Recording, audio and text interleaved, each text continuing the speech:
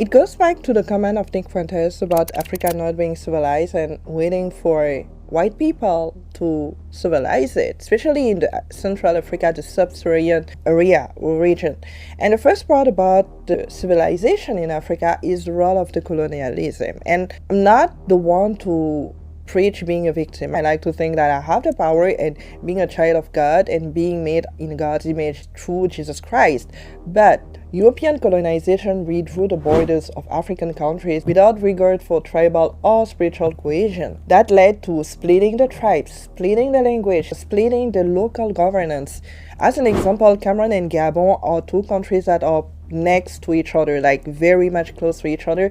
And there are certain tribes that are in Gabon and that you can find in Cameroon close to the borders because they share the same languages, the same traditions around it. And that's how we can discover how much it's young, the African identity. And that came for us not even being able to build that national identity first, where everybody see himself as a tribe, not as a nation, right? And that's the shift that is yet to happen, start happening, but not as much. And a lot of resources, the gold, the oil, the cocoa, the diamonds were extracted, not reinvested back into those countries. And that set up a dependency economy towards European countries. I'm just saying it because it's a fact and we need to talk about it. We need to think about it at least. Not as a way to victimize us, just as a way to see that, yes, it happened, but men can do that. Men from any community, any institution can come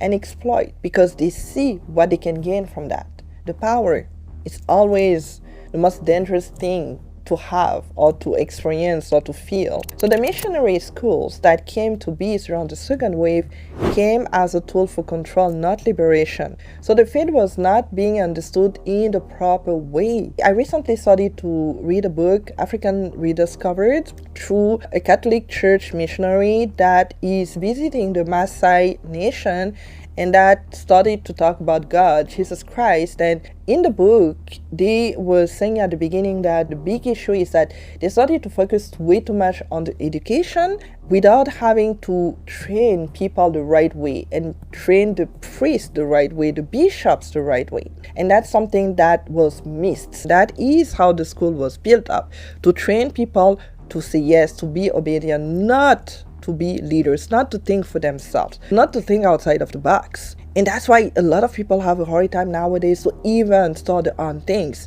Starting a business is very hard because if all your life you went to school and you understood that it was good to obey and it was good to say yes to your boss and you didn't need to think by yourself, obviously it's something that's going to be part of your habit.